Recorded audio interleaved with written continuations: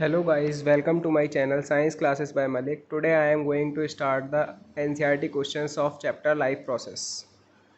So question 1 कि diffusion insufficient क्यों होता है ऑक्सीजन रिक्वायरमेंट के लिए मल्टी सेलुलर ऑर्गेनिज्म में, जैसे कि ह्यूमंस है। तो ह्यूमंस क्या होता है, एक मल्टी सेलुलर ऑर्गेनिज्म है जो मल्टी सेल से बना है, ठीक है, यूनिसेलुलर नहीं है। तो मल्टी सेलुलर ऑर्गेनिज्म के लिए जो सिंपल डिफ्यूज़न है, मतलब केवल एक्सचेंज ऑफ गैसेस, मतलब कि वो इन्वायरमेंट से ऑक्सीजन ले या फिर एयर ले और उसकी पूरे मतलब उसकी बॉडी में हर सेल तक ऑक्सीजन पहुंच जाए, तो ये डिफ्यूज़न के थ्रू पॉसिबल नहीं है। क्योंकि यूनिसेलुलर ऑर्गेनिज्म में क्या होता है, अगर मैं यूनिसेलुलर ऑर्गेनिज्म की बताऊं, उनकी पूरी बॉडी ही क्या होती है, वो ऑक्सीजन ले सकती है या फिर कह सकते हैं अपने अंदर एयर को ट्रैप कर सकती है।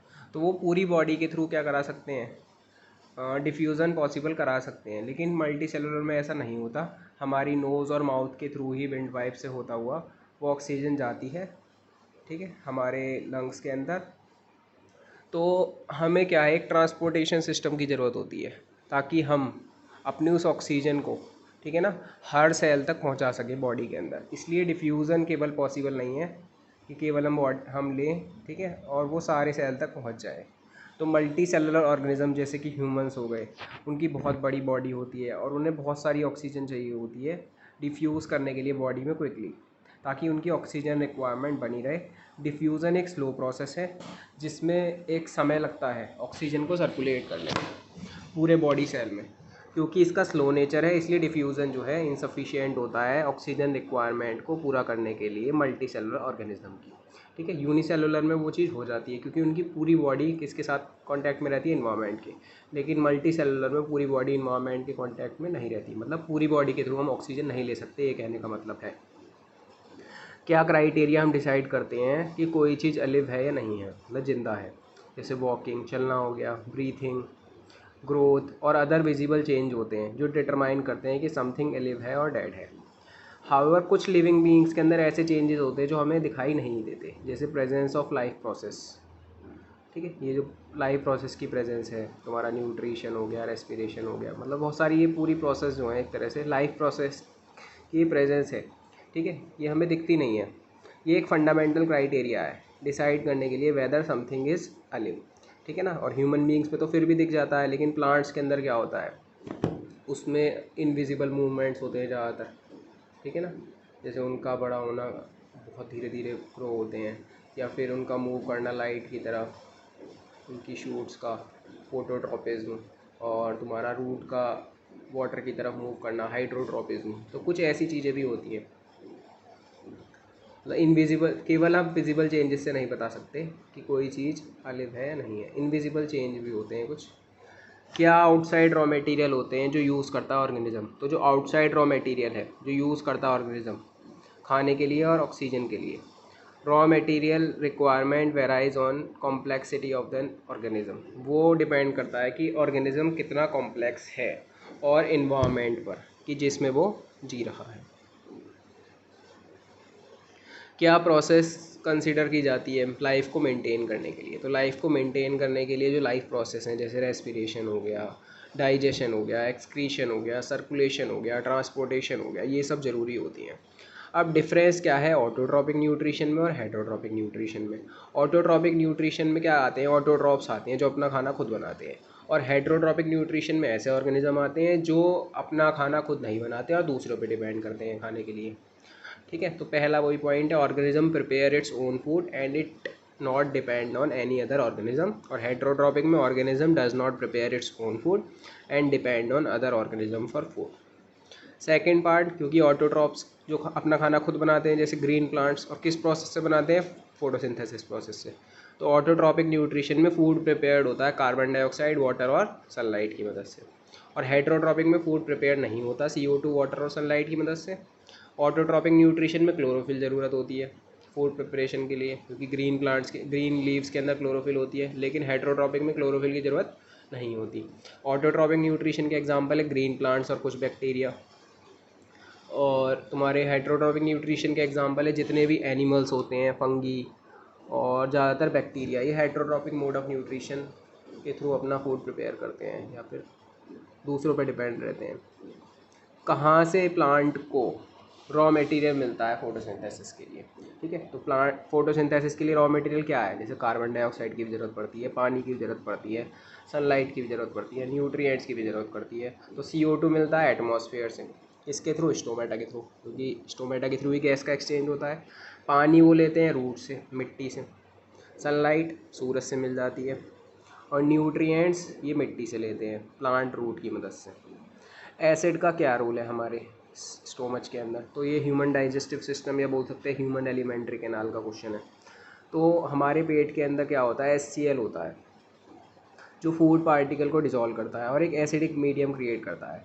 और एसिडिक इन्वायरमेंट के अंदर प्रोटीन डाइजेस्टिंग एंजाइम जो पेप्सिनोजन है वो पेप्सिन में कन्वर्ट हो जाता है। और जो HCl है हमारे पेट के अंदर वो एक प्रोटेक्टिव बैरियर की तरह भी काम करता है, बहुत सारी बीमारियों से लड़ने में काम आता है जो पैथोजेंस की वजह से होती हैं।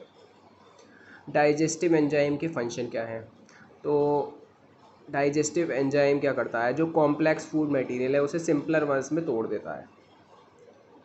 जैसे स्टार्च है C6H12O6 का होल N है तो उसको सिंपल में तोड़ देगा। और ये फूड एब्जॉर्प्शन प्रोसेस को ईजी और इफ़ेक्टिव बनाता है। जो फूड एब्जॉर्प्शन है वो आसानी से हो जाता है और इफ़ेक्टिव तरीके से। एब्जॉर्ब फूड ट्रांसपोर्ट होता है all part of the body में ब्लड के द्वारा, ठीक है ना, क्योंकि जो हमारा एब्जॉर्ब फूड है वो ही ट्रांसपोर्ट होता है और एनर्जी की तरह काम आता है। और जो हमारा एब्जॉर्ब नहीं हो पाता हमारा खाना, वो क्या होता है, एज अ वेस्ट प्रोडक्ट हमारा बॉडी से रिमूव हो जाता है। अब किस तरह स्मॉल इंटेस्टाइन को डिज़ाइन किया गया है ताकि वो एब्जॉर्ब करे डाइजेस्टेड फूड, तो डाइजेस्टेड फूड को एब्जॉर्ब करने का काम है किसका, स्मॉल इंटेस्टाइन का। ये भी हमारा क्वेश्चन ह्यूमन एलिमेंट्री कैनाल का है।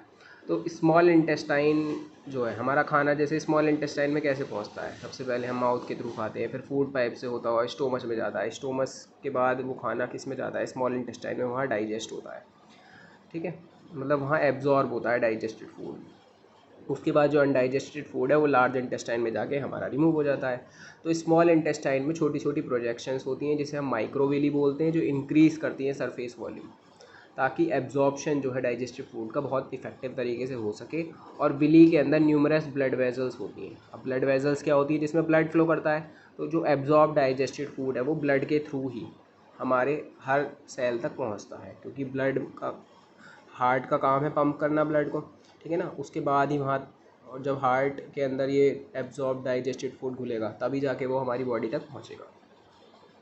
और फिर वो ब्लड स्ट्रीम में जाता है, ब्लड ट्रांसपोर्ट करता है फूड को हर पार्ट तक हमारे बॉडी के। क्या एडवांटेज होती हैं एक्वाटिक ऑर्गेनिज्म की, does a terrestrial organism have with regard, किसके कंपैरिजन में, टेरेस्ट्रियल ऑर्गेनिज्म के। अब एक्वाटिक ऑर्गेनिज्म वो होते हैं जो हमारे पानी में रहते हैं, और टेरेस्ट्रियल ऑर्गेनिज्म वो होते हैं जो हमारे ज़मीन पर रहते हैं, ठीक है। तो ऑक्सीजन ऑब्टेन करने के केस में, जो रेस्पिरेशन में ऑब्टेन करते हैं, तो एक्वाटिक वालों में मतलब क्या एडवांटेज है, तो terrestrial organism breathe by using atmospheric organism, जो ज़मीन पे रहते हैं एनिमल, जस्ट लाइक एलिफेंट हो गया, ठीक है, या और भी आप मान सकते हो कोई भी, तो वो सांस लेते हैं मतलब ऑक्सीजन से वो ले लेते हैं, मतलब एटमॉस्फेयर से ऑक्सीजन ले लेते हैं। लेकिन अगर बात करें एक्वाटिक ऑर्गेनिज्म की, तो वो ऑक्सीजन लेते हैं पानी में जो घुली हुई होती है। जो ऑक्सीजन लेवल होती है वो एटमॉस्फेयर में ज़्यादा होती है, किसके मुकाबले, पानी के मुकाबले।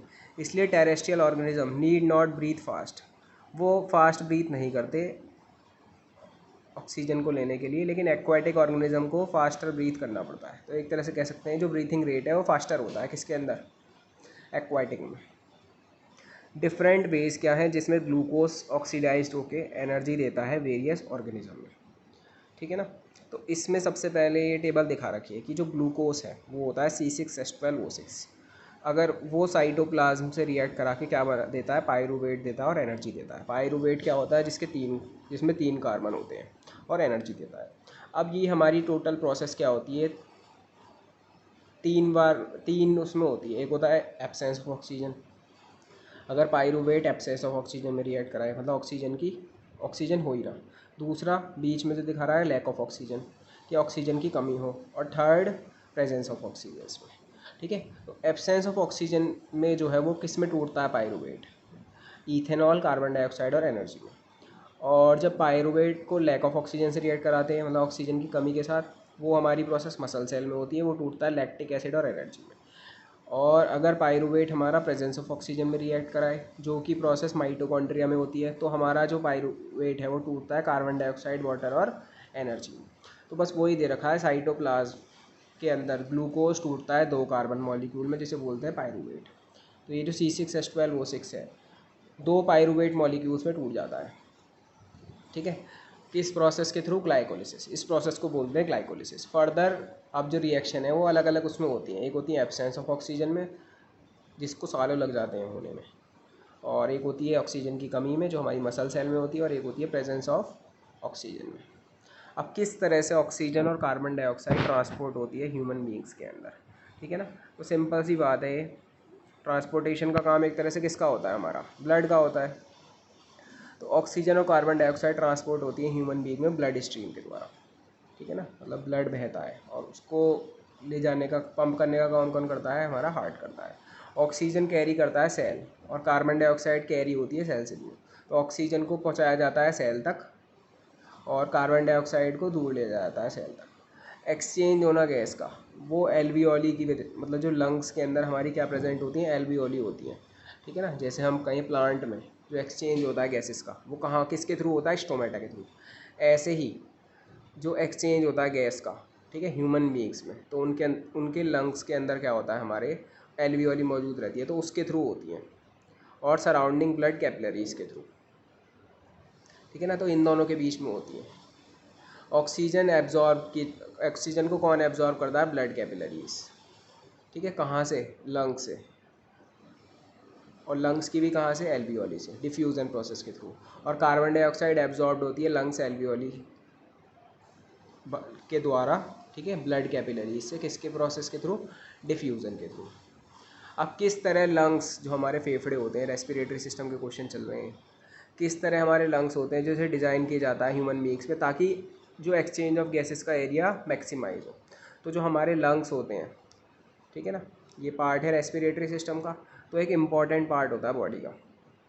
लंग्स के अंदर छोटी छोटी ट्यूब्स होती हैं, जो फाइनली टर्मिनेट होके एक स्ट्रक्चर बनाती हैं, बलून लाइक स्ट्रक्चर, जिसको हम बोलते हैं एल्वियोली। और अभी ऊपर भी पढ़ा था यहाँ पे एल्वियोली और तुम्हारे, ठीक है, सराउंडिंग ब्लड कैपिलरीज में क्या होता है? गैस का एक्सचेंज होता है।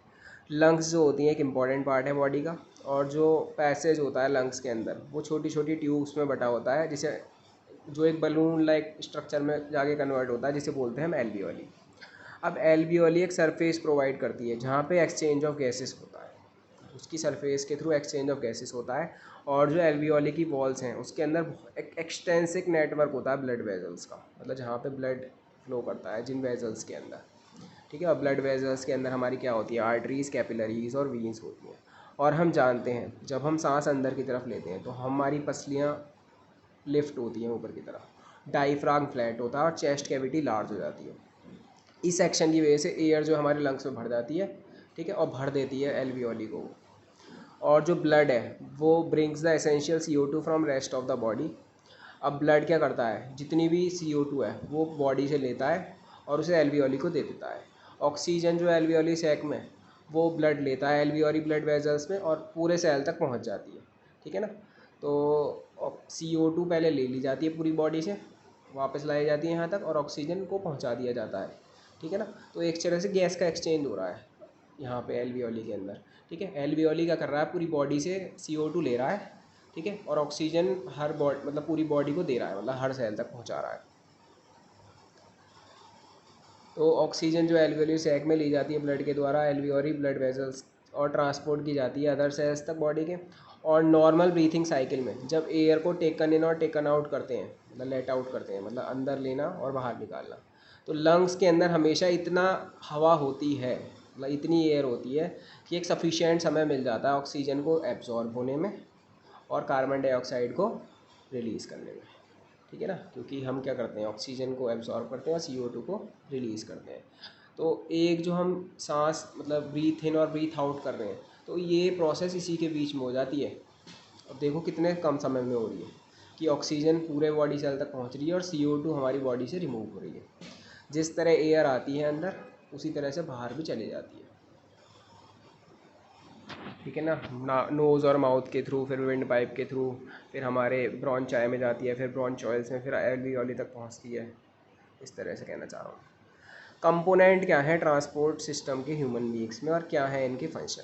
तो हमारा हार्ट हो गया, ब्लड वेजल्स हो गया, ये मेन कंपोनेंट है हमारे ट्रांसपोर्ट सिस्टम के। ठीक है ना। तो ट्रांसपोर्टेशन सिस्टम का काम क्या है? वही हमारे हार्ट का है, पंपिंग वाला।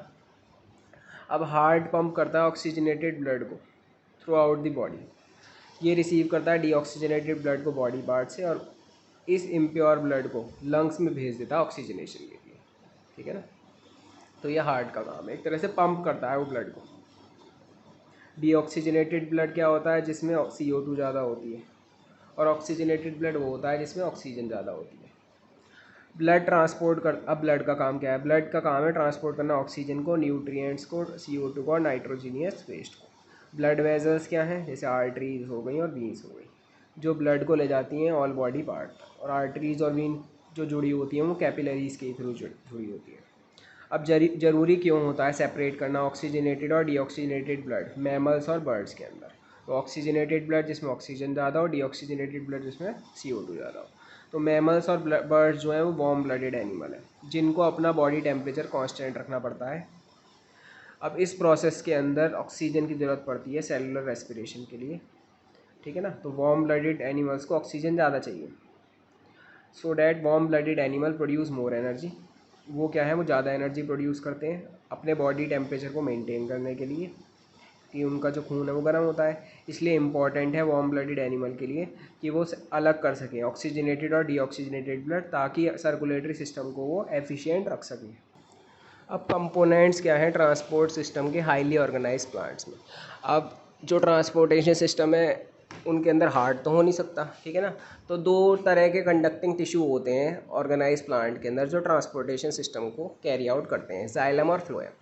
ठीक है। जाइलम का काम है वाटर और मिनरल्स को ट्रांसपोर्ट करना, और फ्लोएम का काम होता है फूड को ट्रांसपोर्ट करना पत्तियों से दूसरे पार्ट तक। ठीक है ना। और जाइलम पानी और मिनरल्स को रूट से ले जाता है बाकी प्लांट पार्ट। अब किस तरह वाटर और मिनरल ट्रांसपोर्ट होते हैं प्लांट में? तो सिंपल सी बात है, जाइलम के थ्रू होते हैं। जाइलम के जो पार्ट्स हैं ट्रैकीड्स और वेजल्स, ठीक है, किस किस की? रूट की, स्टेम की और पत्तियों की, वो एक साथ जुड़ी रहती हैं और एक कंटिन्यूस सिस्टम बनाती हैं वाटर कंडक्टिंग चैनल का, जो पानी को ऑल पार्ट ऑफ प्लांट तक पहुंचा देता है। तो ट्रांसपीरेशन जो है, ठीक है ना, ट्रांसपीरेशन का मतलब वही है कि रूट के थ्रू पानी पहुंचना ऊपर की तरफ। तो ट्रांसपीरेशन क्रिएट करता है एक सक्शन प्रेशर, जो पानी को जाइलम सेल से खींचता है रूट के ऊपर की तरफ। ठीक है। After this there will be a study movement of water. तो इसके बाद क्या होता है? एक मूवमेंट होता है वाटर का रूट जाइलम से ऑल पार्ट ऑफ प्लांट तक, जो कनेक्ट रहता है conducting interconnecting water conducting channel से। अब किस तरह फूड ट्रांसपोर्ट होता है प्लांट्स के अंदर? तो फूड ट्रांसपोर्ट होता है एक स्पेशल ऑर्गन के द्वारा जिसे बोलते हैं फ्लोएम, क्योंकि फ्लोएम का काम है फूड मटेरियल को ट्रांसफ़र करना पत्तियों से डिफरेंट पार्ट ऑफ प्लांट तक। अब ट्रांसपोर्टेशन ऑफ जो है फूड का हमारा, ठीक है, वो किसकी वजह से होता है? वो अचीव होता है एक्सपेंडिचर ऑफ ATP एनर्जी की वजह से। ये ऑस्मोटिक प्रेशर को इंक्रीज़ करता है टिश्यू के अंदर, और जिसकी वजह से क्या होता है? पानी मूव करता है। ये प्रेशर मूव करता है मटेरियल्स को फ्लोएम के अंदर टिश्यू तक, जहाँ पे लेस प्रेशर होता है, क्योंकि कोई भी चीज़ है वो हाई प्रेशर से लो प्रेशर की तरफ मूव करती है, जिसकी वजह से क्या होता है? ट्रांसपोर्टेशन होता है फूड मटेरियल का हमारी ज़रूरत के अनुसार, जैसे कि सुक्रोज। अब हमें स्ट्रक्चर बताना है और फंक्शन बताना है नेफ्रॉन्स का। अब जो नेफ्रॉन्स होता है वो हमारा फिल्ट्रेशन यूनिट होती है किसकी? किडनी की। ये जो नेफ्रॉन्स होते हैं हमारे किडनी के अंदर मौजूद रहते हैं, और ये जो किडनी है हमारी एक्सक्रीटरी सिस्टम का पार्ट होता है। ठीक है ना। एक्सक्रीटरी सिस्टम मतलब होता है वेस्ट प्रोडक्ट को हमारी बॉडी से रिमूव होना। तो नेफ्रॉन्स क्या है? फिल्ट्रेशन यूनिट है किडनी की, जो बहुत ज़्यादा नंबर में होते हैं। कुछ सब्सटेंस जो होते हैं हमारे इनिशियल फिल्ट्रेट में, जैसे कि glucose C6H12O6, amino acid NH2CONH2, नमक हो गए हमारे, ठीक है, बहुत सारे हो सकते हैं, NaCl हो सकता है, KCl हो सकता है, और मेजर कंपोनेंट हो सकते हैं हमारे पानी के, वो रीएब्जॉर्ब्ड होते हैं। ठीक है। As the urine flows along the tube, और वो जो यूरिन है वो ट्यूब के अलॉन्ग फ्लो होता है। ठीक है। तो हमारी किडनी दो होती हैं, ठीक है, और फिर नीचे जाके एक यूराइनरी ब्लैडर होता है।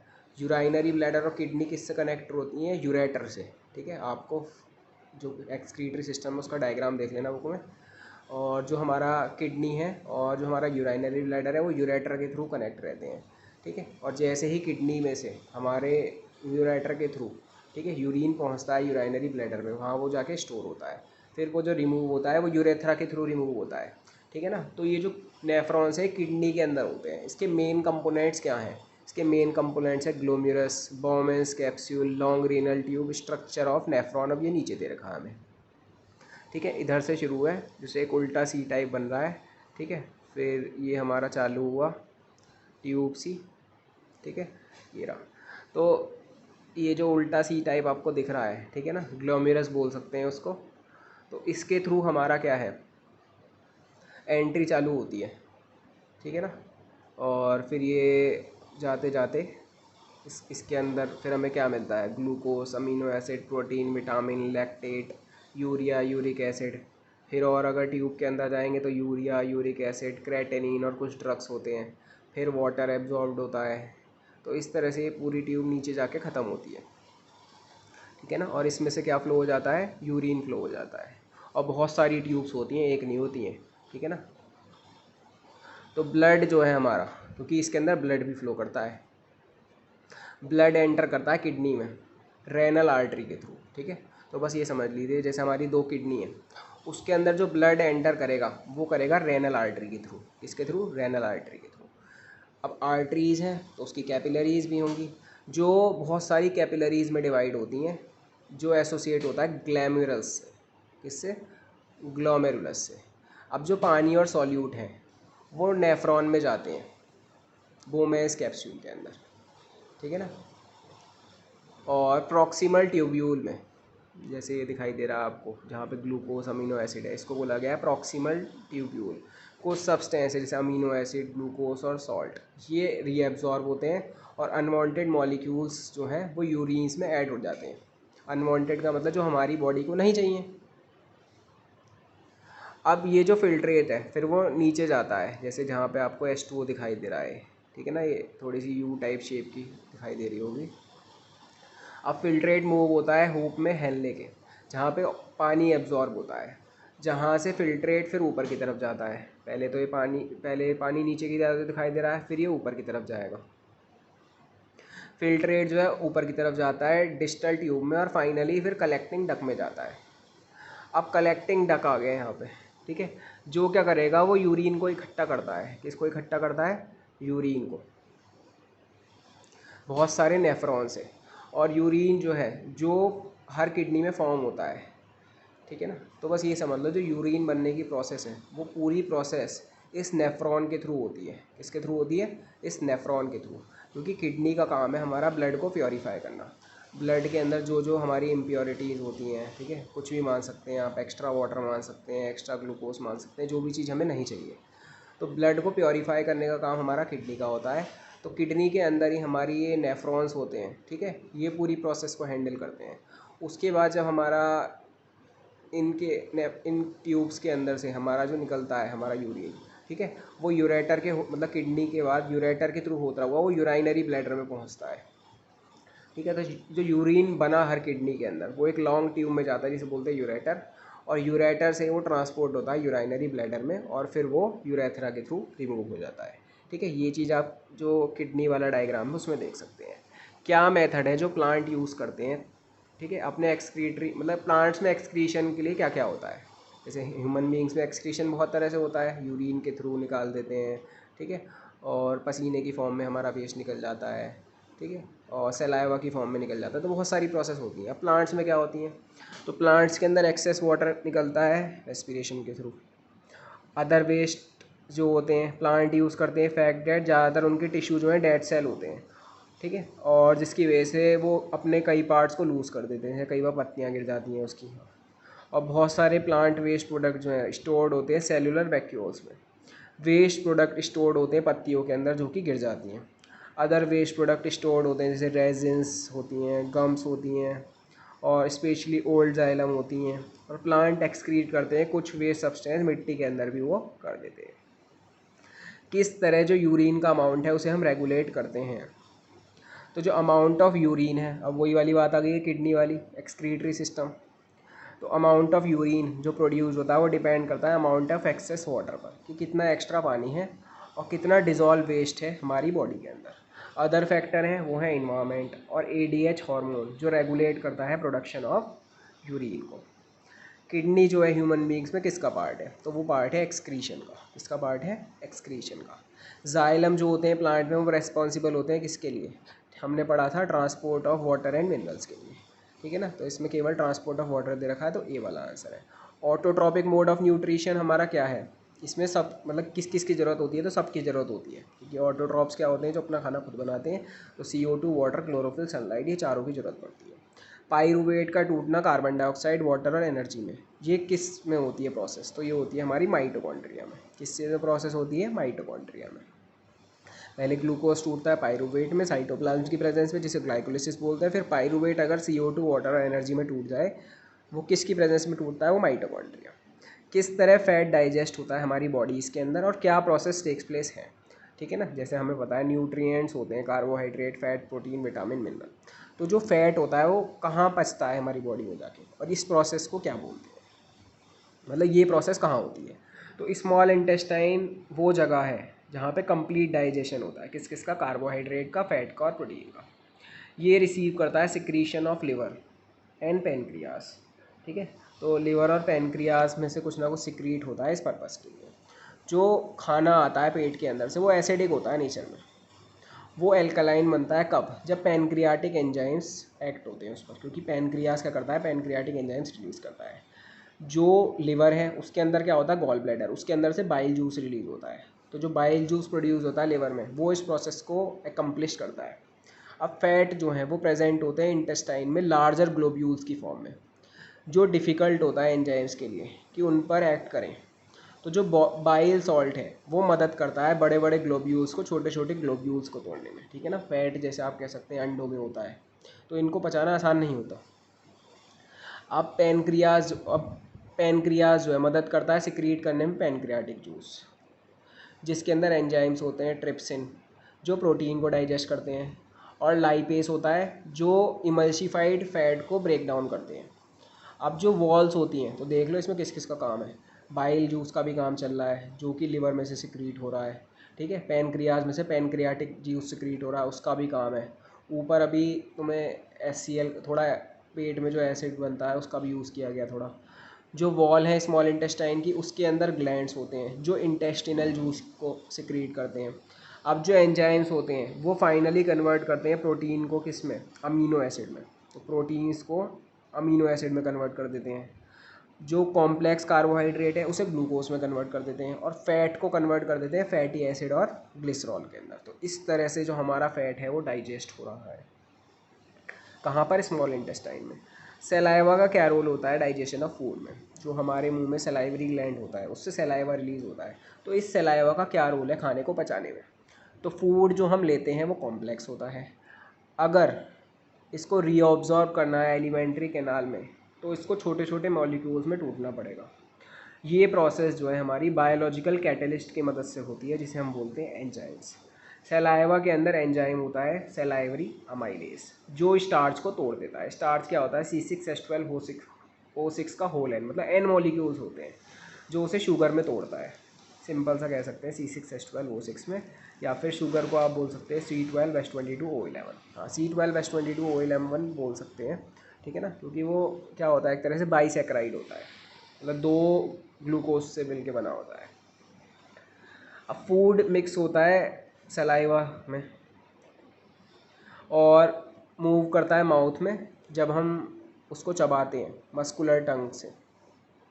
है saliva plays a pivotal in digestion, तो वो एक प्ले करता है डाइजेशन में और एब्जॉर्प्शन ऑफ फूड में रोल। नेसेसरी कंडीशन क्या है ऑटोट्रॉपिक न्यूट्रिशन के, और उसके बाई प्रोडक्ट क्या होते हैं। ऑटोट्रॉपिक न्यूट्रिशन वही हो गया हमारे ग्रीन प्लांट्स का खुद का खाना बनाना। तो एनर्जी और कार्बन रिक्वायरमेंट्स जो होती हैं ऑटोट्रॉपिक ऑर्गेनिज्म के लिए, वो किसके द्वारा मिलती हैं, फोटोसिंथेसिस। ये प्रोसेस होती है जिसमें ऑटोट्रॉप सब्सटेंस लेता है आउटसाइड सराउंडिंग से, क्योंकि सारी चीज़ें CO2 हो गई, ठीक है, वाटर हो गया, सनलाइट हो गई, ठीक है, ये सब वो बाहर से ही लेता है और उन्हें एनर्जी में कन्वर्ट कर देता है। सब्सटेंस जो लिया जाता है कार्बन डाइऑक्साइड और वाटर की फॉर्म में, वो कन्वर्ट होता है किसमें, कार्बोहाइड्रेट में, किसकी प्रेजेंस में, सनलाइट और क्लोरोफिल। जो मेन पर्पस है कार्बोहाइड्रेट का ये होता है एनर्जी प्रोवाइड करना प्लांट को, क्योंकि हमें जो प्रोडक्ट मिलता है, क्योंकि ग्रीन प्लांट्स अपना खाना खुद बनाते हैं, तो हमें एक तरह से ग्लूकोज मिलता है C6H12O6 प्रोडक्ट में, तो वो ही क्या है, वो एनर्जी देता है प्लांट को। Carbohydrate are not utilize immediately. अब इन कार्बोहाइड्रेट को फ़ौरन यूज़ नहीं करते, लेकिन ये स्टार्च की फॉर्म में स्टोर होते हैं, जो एक इंटरनल एनर्जी रिजर्व की तरह काम करता है। स्टोर्ड एनर्जी को यूज़ किया जाता है जब प्लांट रिक्वायर, मतलब प्लांट को ज़रूरत हो। एरोबिक और एनारोबिक रेस्पिरेशन क्या होता है? एरोबिक रेस्पिरेशन होता है ऑक्सीजन की प्रेजेंस में, और एनारोबिक रेस्पिरेशन एक तरह से बोल सकते हैं ऑक्सीजन की एब्सेंस में। तो एरोबिक रेस्पिरेशन होता है प्रेजेंस ऑफ फ्री ऑक्सीजन में। जो प्रोडक्ट होते हैं एरोबिक रेस्पिरेशन के होते हैं CO2 वाटर और एनर्जी। पहला स्टेप जो होता है वो ग्लाइकोलिसिस होता है, जो कि साइटोप्लाज्म में होता है, जिसमें क्या होता है, ग्लूकोज पाइरूवेट में टूटता है, 2 पाइरूवेट मॉलिक्यूल में साइटोप्लाज्म की प्रेजेंस में। और उसके बाद जो प्रोसेस है वो माइटोकॉन्ड्रिया में होती है। एरोबिक रेस्पिरेशन की जो प्रोसेस है वो हाइयर ऑर्गेनिज्म में होती है, और इस प्रोसेस में कंप्लीट ऑक्सीडेशन ग्लूकोज का होता है। ठीक है। अब एनारोबिक रेस्पिरेशन है, तो जो process absence of free oxygen में हो, इसके जो प्रोडक्ट होते हैं वो होता है इथेनॉल, CO2 और लिटिल एनर्जी। एनारोबिक रेस्पिरेशन में पहला स्टेप वही जो साइटोप्लाज्म में होता है, और नेक्स्ट स्टेप माइटोकॉन्ड्रिया में। ये थोड़ा शायद गलत लिखा हुआ है। और इस प्रोसेस में glucose molecule incompletely broke down होता है, क्योंकि एनारोबिक रेस्पिरेशन है, ऑक्सीजन मिल नहीं रही, तो जो हमारा ग्लूकोज मॉलिक्यूल है वो टूट नहीं पाता पूरी तरह से। और जो एनारोबिक रेस्पिरेशन की प्रोसेस है वो लोअर ऑर्गेनिज्म में होती है, जैसे यीस्ट में, कुछ स्पीशीज़ में बैक्टीरिया के, और पैरासाइट में, जैसे कि क्या होते हैं, टेपवर्म होते हैं। किस तरह एल्वियोली को डिज़ाइन किया जाता है कि वो मैक्सिमाइज़ कर सके एक्सचेंज ऑफ गैसेस को। ठीक है ना। तो एल्वियोलीज क्या है, वो एक लंग्स के अंदर मौजूद रहते हैं, बलून लाइक स्ट्रक्चर, जहाँ पे गैस का एक्सचेंज होता है। ठीक है। तो किस तरह इन्हें डिज़ाइन किया गया है कि गैस का जो एक्सचेंज है वो मैक्सिमाइज़ हो सके। ठीक है ना, कि O2 को लेना और CO2 को रिलीज़ करना वहाँ पे मैक्सिमाइज़ हो सके। तो लंग एक इम्पॉर्टेंट पार्ट होता है बॉडी का। वो ये जो पैसेज है वो डिवाइड करता है लंग को छोटी छोटी ट्यूब्स में, जो फाइनली टर्मिनेट होता है बलून लाइक स्ट्रक्चर में, जिसे बोलते हैं एल्वियोली। पहले भी आ चुका है ऐसा क्वेश्चन। अब एल्वियोली एक सरफेस प्रोवाइड करता है जहाँ पे गैसेस का एक्सचेंज होता है। जो एल्वियोली की वॉल्स हैं उसके अंदर ब्लड वेजल्स का एक नेटवर्क होता है, और ब्लड वेजल्स के अंदर क्या होते हैं, ब्लड फ्लो होती है, जिसके अंदर आर्टरीज, कैपिलरीज और वीन होती है। और हम जानते हैं जब हम ब्रीथ इन करते हैं हमारी रिब्स क्या है, अप होती हैं, और डायफ्राम फ्लैट होता है, और चेस्ट कैविटी लार्ज हो जाती है। इस एक्शन की वजह से एयर जो है लंग्स में भर जाती है, और एल्वियोली क्या होता है, एक्सपेंड हो जाता है। अब ब्लड जो है वो एसेंशियल CO2 को लेता है बॉडी से, और वो एल्वियोली तक वापस भेज देता है। और ऑक्सीजन जो होती है और एल्वियोलर एयर के अंदर, वो ब्लड लेता है एल्वियोली ब्लड वेजल्स के अंदर, और पूरे सेल तक पहुंचा देता है बॉडी के। ठीक है ना। तो एक तरफ से क्या हो रहा है, जो हमारी ऑक्सीजन है वो एल्वियोली के थ्रू, मतलब किस में जाती है, ब्लड वेजल्स में, जो ब्लड फ्लो रहा है उसमें जाती हुई, क्योंकि ब्लड के थ्रू ही पहुँचेगी वो हर जगह तक, हमारे सेल तक पहुँचती है, और वापस CO2 आ जाती है। तो नॉर्मल ब्रीथिंग साइकिल में जब एयर को अंदर लिया जाता है और बाहर छोड़ा जाता है, तो लंग्स के अंदर हमेशा इतनी एयर होती है ताकि सफिशिएंट टाइम हो ऑक्सीजन के लिए एब्जॉर्ब होने के लिए। ये पहले भी आ चुका है क्वेश्चन। क्या कॉन्सिक्वेंस है अगर हेमोग्लोबिन की हमारी बॉडी में कमी हो जाए? तो हेमोग्लोबिन जो होता है क्या होता है, जो हमारा ब्लड रेड होता है ना, वो इसी की वजह से होता है कि जो हेमोग्लोबिन होता है, ठीक है ना, हमारे ब्लड के अंदर।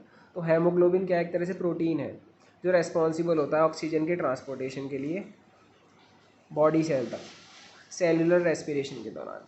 अगर हेमोग्लोबिन की कमी हो जाती है तो क्या होता है, ऑक्सीजन कैरिंग कैपेसिटी जो है रेड ब्लड सेल की वो कम हो जाती है, जिसकी वजह से ऑक्सीजन की कमी हो जाती है हमारे ब्लड सेल में, और हेमोग्लोबिन की डेफिशिएंसी की वजह से एक बीमारी हो सकती है जिसे बोलते हैं एनीमिया। क्या बोलते हैं? एनीमिया। अब डबल सर्कुलेशन सिस्टम को डिस्क्राइब करना है ब्लड में जो होता है, तो हमारा जो हार्ट है उसमें वो क्या होता है, डबल सर्कुलेशन सिस्टम होता है। उसमें 2 तरह का सर्कुलेशन होता है, एक होता है पल्मोनरी सर्कुलेशन, एक होता है सिस्टमेटिक सर्कुलेशन। ठीक है ना। तो हमारा जो ब्लड है वो हार्ट में से 2 बार फ्लो करता है। क्या करता है? 2 बार फ्लो करता है। एक बार ऑक्सीजनेटेड ब्लड फ्लो करता है और एक बार डीऑक्सीजनेटेड ब्लड फ्लो करता है। ऑक्सीजनेटेड ब्लड जिसमें रिच इन ऑक्सीजन और डीऑक्सीजनेटेड ब्लड जिसमें रिच इन CO2। तो डबल सर्कुलेशन का मतलब है सिंगल साइकिल में ब्लड 2 बार जाता है हार्ट के अंदर। ये प्रोसेस मदद करती है ऑक्सीजनेटेड और डीऑक्सीजनेटेड ब्लड को अलग करने में, ताकि बॉडी टेम्परेचर जो है हमारा कांस्टेंट बना रहे। अब दो तरह के सर्कुलेशन है, एक पल्मोनरी सर्कुलेशन है, एक सिस्टमेटिक सर्कुलेशन। तो हमारा जो हार्ट होता है वो क्या होता है, 4 चैम्बर्ड हार्ट है। 4 चीज़ें होती हैं, left atrium, right atrium, left ventricle, right ventricle. तो राइट वेंट्रिकल का काम है डीऑक्सीजनेटेड ब्लड को पंप करना लंग्स के अंदर, जहाँ पे वो जाके ऑक्सीजनेट होता है, ठीक है ना। पंप मतलब ले जाना। अब जो ऑक्सीजनेटेड ब्लड है वो लेफ्ट एट्रियम में आता है, ठीक है ना। तो सबसे पहले जो स्टार्ट होता है वो ऑक्सीजनेटेड ब्लड लेफ्ट एट्रियम में आता है, और फिर वो लेफ्ट वेंट्रिकल में जाता है। उसके बाद वो ब्लड जो है हमारा वो ऑर्टा के थ्रू चला जाता है। इस चीज़ को बोलते हैं पल्मोनरी सर्कुलेशन। अब सिस्टमेटिक सर्कुलेशन है। अब ऑक्सीजनेटेड ब्लड पंप हो गया मतलब लेफ्ट वेंट्रिकल के थ्रू। अब डीऑक्सीजनेटेड ब्लड आता है डिफरेंट पार्ट ऑफ बॉडी से, वेना कावा से। एक vena cava from lower body होती है, एक vena cava from upper body होती है। इसमें आप डायग्राम देखते रहना। तो पहले राइट एट्रियम में आता है, फिर राइट एट्रियम से वो राइट वेंट्रिकल में जाता है, फिर वो हमारा जो है बाहर निकल जाता है। तो इस तरह से इसे बोलते हैं सिस्टमेटिक सर्कुलेशन। एक बार ऑक्सीजनेटेड ब्लड आता है, ऑर्टा के थ्रू बाहर निकल जाता है, और एक बार डीऑक्सीजनेटेड ब्लड आता है वेना कावा से, हमारा राइट एट्रियम और राइट वेंट्रिकल्स के होता हुआ बाहर निकल जाता है। अब क्या डिफरेंस है मटेरियल का जो ट्रांसपोर्ट होता है जाइलम और फ्लोएम में, ठीक है। तो टेबल बनाई गई है। तो जाइलम का जो ट्रांसपोर्ट होता है मटेरियल में, और एक तरफ फ्लोएम का। तो जाइलम का काम है वाटर और मिनरल को ट्रांसपोर्ट करना, फ्लोएम का काम है खाने को ट्रांसपोर्ट करना।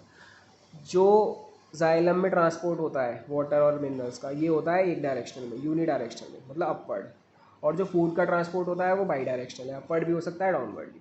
तो वाटर जो ट्रांसपोर्ट होता है वो अपवर्ड होता है, रूट से ऑल अदर प्लांट पार्ट्स तक जाइलम के अंदर। और फ्लोएम में फूड जो है ट्रांसपोर्ट होता है अपवर्ड भी और डाउनवर्ड भी। अब हमें बताना है फंक्शन एल्वियोली का लंग्स में, क्योंकि जो एल्वियोली हमारी लंग्स में मौजूद रहती है, जहाँ पे गैस का एक्सचेंज होता है। और नेफ्रॉन्स जो होती हैं वो हमारी किडनी में होती हैं, ठीक है। जहाँ पे क्या होता है हमारा किडनी के अंदर वो प्योरीफिकेशन ऑफ ब्लड का काम होता है। जो भी वेस्ट प्रोडक्ट है यूरिन की फॉर्म में तैयार होता है किसके अंदर, नेफ्रॉन्स के अंदर। और एल्वियोली और नेफ्रॉन के स्ट्रक्चर है पहले। तो एल्वियोली जो है वो टिनी बलून लाइक स्ट्रक्चर होता है जो लंग्स के अंदर होता है, और नेफ्रॉन ट्यूब की फॉर्म में स्ट्रक्चर होता है जो किडनी के अंदर होता है। एल्वियोली की जो वॉल है वो क्या होती हैं, 1 सेल थिक होती हैं, और एक्सटेंसिव नेटवर्क होता है इसमें ब्लड कैपिलरीज का, ठीक है ना, जिसमें ब्लड फ्लो करता है। नेफ्रॉन्स बना रहता है ग्लोमेरुल से, बोमेंस कैप्सूल से, और लॉन्ग रीनल ट्यूब्यूल से। अब फंक्शन है जो एक्सचेंज होता है O2 और CO2 का, वो किसके बीच में होता है, ब्लड ऑफ द कैपिलरीज के बीच में, जो सराउंड करती है एल्वियोलीज को, और गैसेस जो प्रेजेंट होती हैं एल्वियोली के अंदर। अब तुम्हारा किडनी वाला फंक्शन है नेफ्रॉन्स का।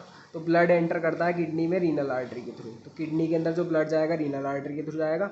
अब ब्लड उसके अंदर एंटर होगा और नाइट्रोजीनियस वेस्ट जो है यूरिन की फॉर्म में कलेक्ट हो जाएगा कलेक्टिंग डक्ट के द्वारा। एल्वियोली क्या है, साइट होती है गैसियस एक्सचेंज की, और नेफ्रॉन क्या है, बेसिक फिल्ट्रेशन यूनिट है। तो एक तरह से बोल सकते हैं एल्वियोली स्ट्रक्चरल और फंक्शनल यूनिट है हमारी रेस्पिरेटरी सिस्टम की, और जो नेफ्रॉन है स्ट्रक्चरल और फंक्शनल यूनिट है हमारा एक्सक्रीटरी सिस्टम का। Thank you.